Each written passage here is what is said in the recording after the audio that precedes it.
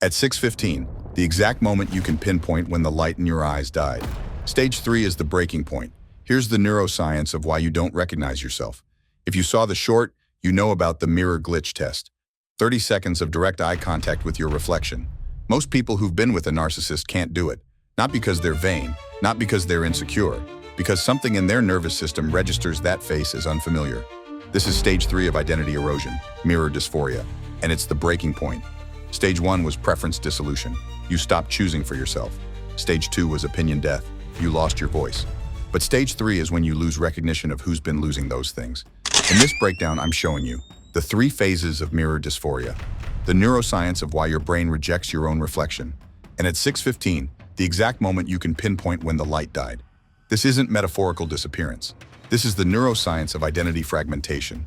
Let's break down why you can't look at yourself anymore. Phase 1, the avoidance. This phase starts subtly.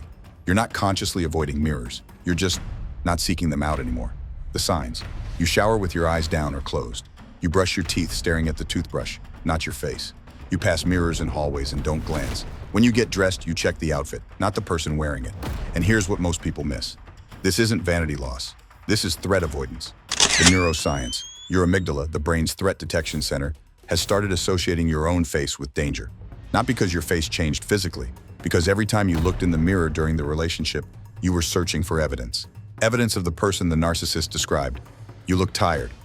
Are you gaining weight? You don't smile like you used to. You're not as attractive as you were when we met. Over months, your brain learned, mirror equal sign critical assessment incoming. Mirror equal sign confirmation I'm not enough. Mirror equal sign evidence of my decline. So your nervous system, in an act of self-preservation, started avoiding the evidence. The test for phase 1. How many mirrors are in your home? Now ask, which ones do you actually use? Most people in phase 1 realize they have 5, 7 mirrors but only use 1, 2. The bathroom mirror for functional tasks. Everything else? Avoided. Why this matters? Avoidance is the first signal that your self-concept is under attack. You're not avoiding mirrors because you don't care about appearance.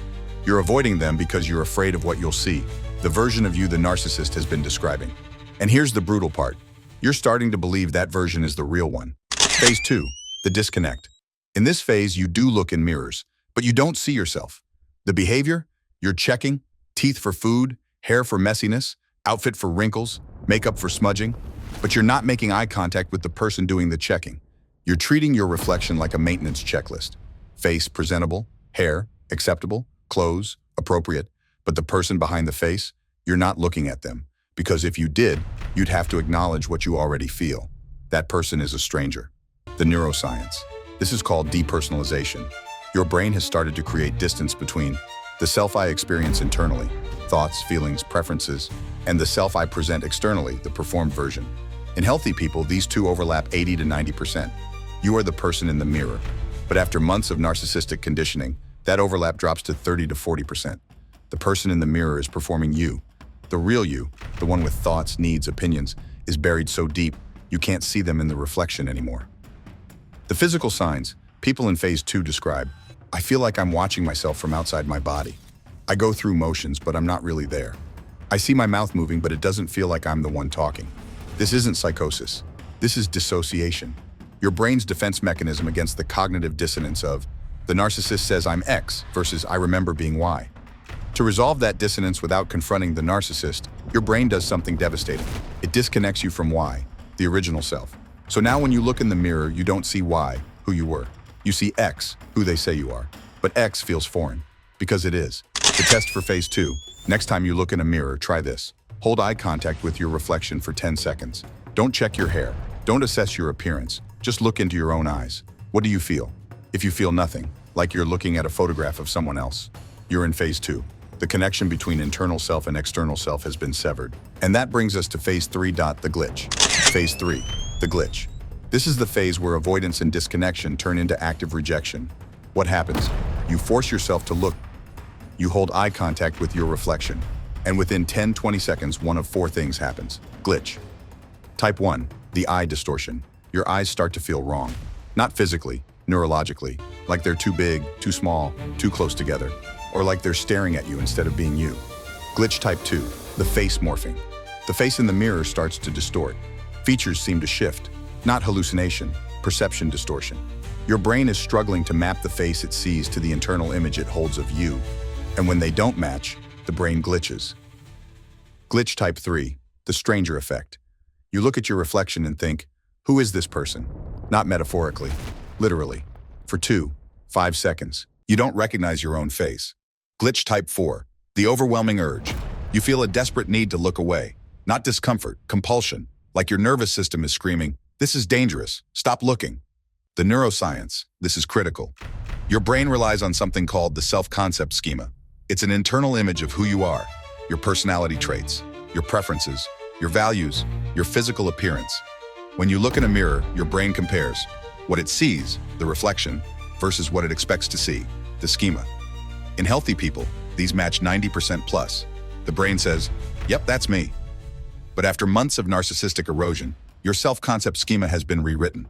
The narcissist replaced confident with arrogant, opinionated with stubborn, boundaries with selfish, vibrant with exhausting. So now when you look in the mirror, your brain expects to see their description of you. But your face hasn't caught up to that rewrite. So the brain sees expected, arrogant, stubborn, selfish, exhausting person. Actual, the face of who you used to be mismatch. And when the brain can't reconcile that mismatch, it glitches. What the glitch proves, this is the weapon they don't want you to know. The glitch means two versions of you exist simultaneously. The rewritten you, their version. The original you, buried but not dead. If the rewrite was complete, if the erasure was total, you'd look in the mirror and see nothing wrong. You'd see the person they described and it would feel accurate. But you don't. You see dissonance. And dissonance is proof of resistance. Your original self, the one they tried to erase, is still there. Buried under the rewrites, disconnected from the performance, avoided to prevent pain, but not dead. The glitch is your nervous system refusing to accept the erasure. Now here's what I promised at the beginning, the exact moment you can pinpoint when the light died. Most people can't identify when they stopped recognizing themselves. It feels gradual, but there's always a specific incident. A moment when the narcissist said or did something that made you realize, I'm not who I thought I was. The common moments. For some, it's after a public humiliation. The narcissist criticized you in front of friends, and instead of defending yourself, you apologized. And when you got home and looked in the mirror, you thought, who was that person who apologized for existing? For others, it's after a boundary violation. You set a boundary, small, reasonable, and they steamrolled it, and you let them. You looked in the mirror that night and saw someone who can't protect themselves. For others, it's subtler. It's the day you realized you haven't laughed genuinely in months. You can't remember the last time you felt excited about anything. You look at photos from 2 years ago and don't recognize the light in those eyes. The neuroscience of the moment. There's a concept in psychology called the extinction burst. It's the moment when repeated trauma finally overwhelms the brain's capacity to compartmentalize.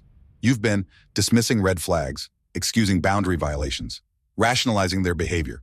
But the brain can only sustain that cognitive load for so long. And then, one day, one incident, often not even the worst one, breaks the system. The compartments collapse, and you see all at once what's been happening. That's the moment the light dies. Not because the narcissist killed it in that moment, but because that's the moment you finally saw it was already dead. How to find your moment. Think back to the last time you looked in a mirror and recognized yourself. Energetically, not physically. When was that? Now think, what happened between that moment and now? That event, or series of events, is your light-death timeline.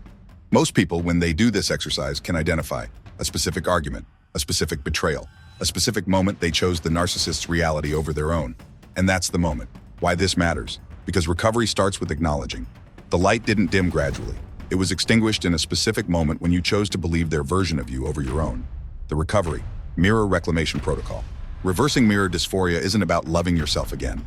It's about reestablishing the connection between the self you experience internally and the self you see externally. 5-day protocol. Day 1. The acknowledgement stand in front of a mirror. Don't try to hold eye contact. Just say out loud, I don't recognize you right now. And that's not your fault. That's it. You're not fixing anything yet. You're acknowledging the disconnect. Day 2. The cataloging. Look at your reflection. Name 3 physical features that haven't changed. My eyes are still green. I still have that scar on my chin. My hands look the same. Why? You're reestablishing continuity. Your brain needs proof that the original you still exists physically. Day 3. The eye contact, 5 seconds. Hold eye contact with your reflection for just 5 seconds. Not 30, just 5. If you glitch, that's fine. Note it. Tomorrow, try again. Day 4. The affirmation, not what you think. Look in the mirror and say, I exist. I'm allowed to exist. I'm allowed to take up space. Not I'm beautiful. Not I'm strong. Just, I exist, because that's what they took from you. Day 5, the photo comparison. Find a photo of yourself from before the relationship. Look at it next to your current reflection. Don't compare appearance, compare the eyes. Ask, what did that person know that I've forgotten? Write down the answer. That answer is your roadmap back. The advanced practice, week 2+. Once you can hold 5 seconds of eye contact without glitching, increase to 10, then 15, then 30. The goal isn't to fix your appearance. The goal is to restore the referent, the internal image of yourself that the narcissist rewrote. What to expect? Week 1, you'll cry. A lot. That's the grief of seeing what was lost. Week 2, you'll feel anger. At them for taking it. At yourself for letting them. Week 3, you'll feel numbness. That's your brain processing the disconnect. Week 4, you'll feel recognition. Small moments where you look in the mirror and think, there you are. Not the whole you, but fragments. And fragments are enough to start rebuilding. Join the Discord, link in description. Mirror dysphoria is stage 3 of identity erosion, the breaking point, where you stop recognizing yourself. But the glitch proves something critical. You're not erased, you're fragmented, and what's fragmented can be reassembled.